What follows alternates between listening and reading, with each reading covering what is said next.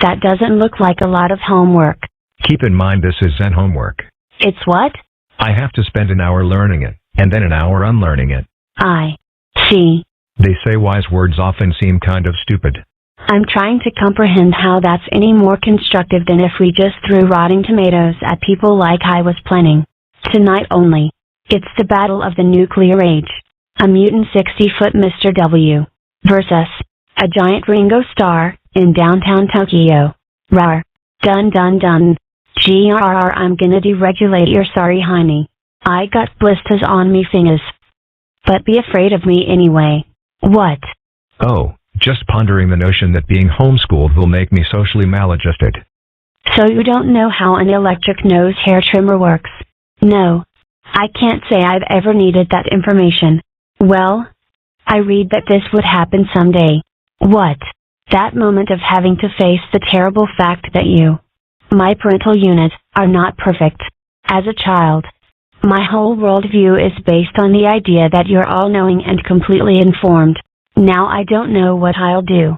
Millie, 15 minutes ago you were telling me, at great length, that I have a skull full of rancid fish paste because I don't share your views on bedtime.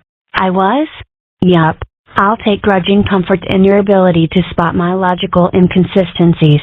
Boy, is that a load off my mind. All right, son. We've now explored the provisional, representational nature of ideas.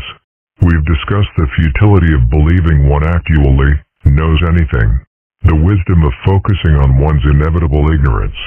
Now let's move on to the multiplication tables. Dad's career as a motivational speaker was short-lived. Memorize them by tomorrow. No errors. Hey, Ozy. Hey, Millie. How was school? Oh, the usual. Sorry to hear it. Intellectually, I know school is school, and you're probably just as bored now that your dad's teaching you. Or I'd run off and join a religious cult or something. Switching gears. Want to know the link between Amway and the Kennedy assassination? Okay, that's it. Want me to sacrifice a chicken for you? Mom, I'm tired of being oppressed. It's not much fun, is it? I'm serious. How come you're not homeschooling me? Making me go to school is a violation of my basic civil liberties. You're right. Perhaps I ought to quit my job and dedicate myself to your education. I bet we could still afford a box to sleep in and some moldy 1963 textbooks. I hate when she puts my life in perspective. The bugs I'm frying up for dinner should be great practice. Oh well. I don't need Ozy around. I probably lean on him too much anyway. Maybe now, instead of Ozy and me going off by ourselves all the time, I'll get to know some of the other kids and find they're not so stupid after all. So, like, Ms. Sorkowitz said I had to do my history report on some ancient important thing, and I heard that one guy with the hair from NSYNC is, like, 25 already. So, can't you let me off easy just once, universe? Are you at all afraid you'll run up against limits in your own knowledge, homeschooling your son? Well, it's inevitable. That's why I plan to investigate a bookstore downtown that reportedly caters to parents in my position. If it's the place I'm thinking of, I should probably give you a warning.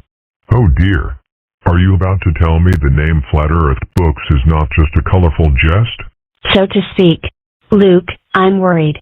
Have you looked outside recently? The whole country, morally speaking, is riding an elevator straight down. Everywhere you look there's just no escaping the horned red one.